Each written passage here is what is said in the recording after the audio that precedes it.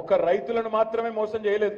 ఇక్కడికి వచ్చిన మా గ్రాడ్యుయేట్ చెల్లెలను, మా గ్రాడ్యుయేట్ తమ్ములను అడుగుతా ఉన్నాం, మీకు మా మీద నెత్తి నిండా కోపం నింపి పెట్టిండ్రు ఎలక్షన్ నాటికి.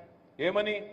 వీళ్ళు ఉద్యోగాలు ఇవ్వలేదు, వీళ్ళు ఉద్యోగ నియామకాలు చేయలేదు, పేపర్ లీకులు జరిగినాయి అని చెప్పి ఇష్టం వచ్చిన ప్రచారం చేసినారు.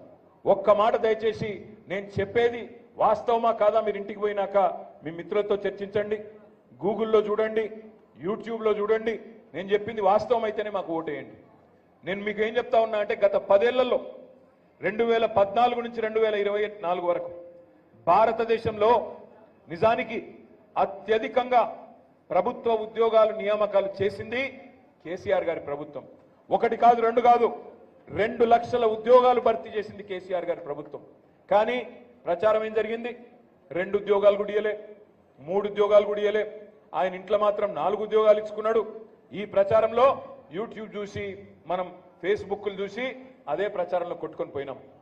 నేను ఎలక్షన్లప్పుడు అడిగినా, రాహుల్ గాంధీ గారిని అడిగినా, బీజేపీ నాయకత్వాన్ని అడిగినా, 10 ఏళ్లలో తెలంగాణ కంటే ఎక్కువ ప్రభుత్వ ఉద్యోగాలు ఇచ్చిన రాష్ట్రం భారతదేశంలో ఏదన్నా ఉంటే దమ్ముంటే చూపెట్టండి, నేను పోటీ నుంచి తప్పుకుంటాను. ఆ రోజు చెప్పినా, ఈ రోజు కూడా చెప్తా ఉన్నా, 10 ఏళ్లలో తెలంగాణ కంటే ఒక్క ఉద్యోగం ఎక్కువ ఇచ్చిన ఒక్క రాష్ట్రం ఉంటే రేపు ఈ టైం కల్లా నా ఎమ్మెల్యే పదవికి రాజీనామా చేసి నర్సంపేటలోనే పెట్టిపోతా అని చెప్పి కూడా నేను విజ్ఞప్తి చేస్తా ఉన్నా. వాస్తవం ఏంది?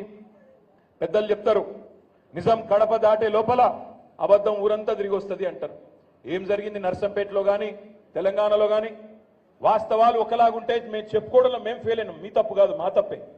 చెప్పుకోవడంలో మేము ఫెయిల్ అయినాం.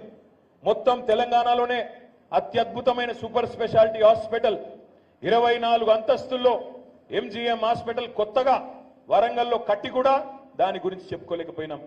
మీ పెద్ది సుదర్శన్ రెడ్డి గారు ఆయన చొరవతో వరంగల్ జిల్లాకు వచ్చిన మెడికల్ కాలేజీలు నర్సంపేటలో పెట్టి ఇక్కడ మెడికల్ కాలేజ్ తెచ్చి కూడా చెప్పుకోవడంలో ఫెయిల్ అయినాం. నర్సింగ్ కాలేజ్ తెచ్చి చెప్పుకోలేకపోయినాం, మెడికల్ కాలేజీ తెచ్చి చెప్పుకోలేక ఫెయిల్ అయినాం. కనీసం డిగ్రీ కాలేజ్ కోసం కొట్లాడే నర్సంపేటలో మెడికల్ కాలేజ్ వస్తుందని కలలోనైనా ఎవరన్నా అనుకున్నారా?